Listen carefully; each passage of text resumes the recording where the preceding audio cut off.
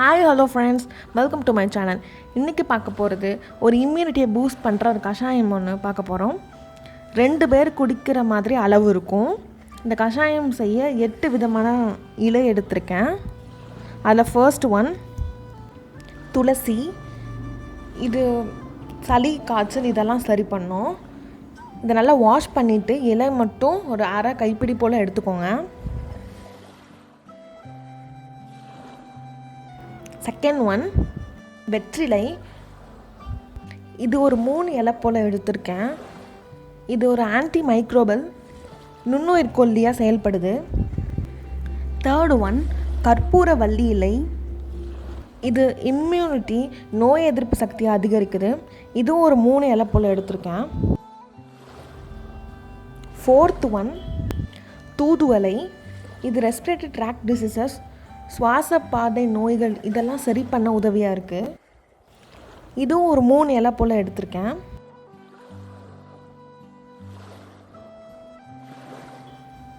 Fifth one கண்டங்கத்திரி இலை. இது microbes நுண்ணுயிர்களை அகற்றவும் அலர்ஜி ரியாக்ஷனை ரெடியூஸ் பண்ணவும் இது உதவியாக இருக்குது. இதுவும் ஒரு 3 இலை போல் எடுத்திருக்கேன். கண்டங்கத்திரி இலையிலையும் தூதுவளையிலையும் முள் இருக்கும், பார்த்து எடுங்க. சிக்ஸ்த்து ஒன் முடக்கத்தான் கீரை. இது இருமல் மூட்டு வலி இதெல்லாம் சரி செய்யும். இது ஒரு கொடி மாதிரி இருக்கும்.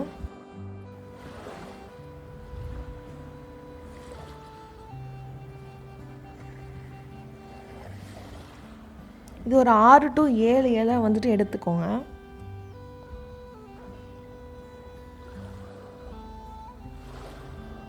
செவன்த் ஒன் நொச்சி இலை.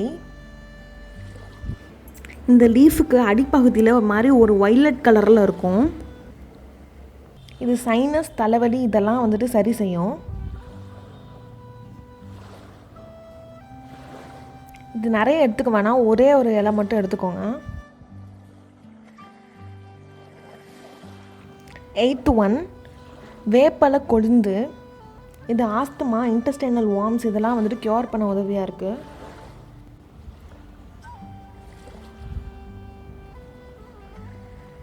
இந்த இலைகளோட ஒரு 10 மிளகு சேர்த்துக்கோங்க.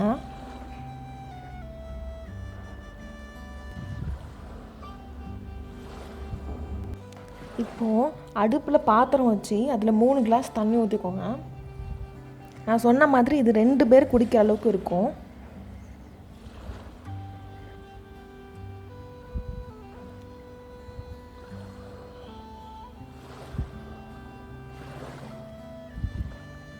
நம்ம வாஷ் பண்ணியிருக்கிற இலைலாம் ஒவ்வொன்றா போடுங்க. துளசி, வெத்தலை, கற்பூரவள்ளி இலை, தூதுவளை, முடக்கத்தான் கீரை, நொச்சி இலை, வேப்பலை, கண்டங்கத்திரி இலை. மிளகை அப்படியே போட வேண்டாம், கொஞ்சம் லைட்டாக பொடிச்சு போடுங்க.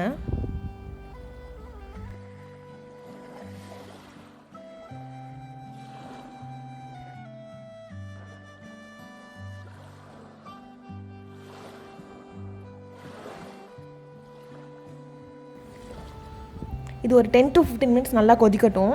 அப்போ தான் அந்த இலையில் இருக்கிற சத்துலாம் அந்த தண்ணியில் அப்படி சேர்ந்துடும். எவ்வளோ தண்ணி ஊற்றிங்களோ அதுக்கு பாதியாக வற்றிடும்.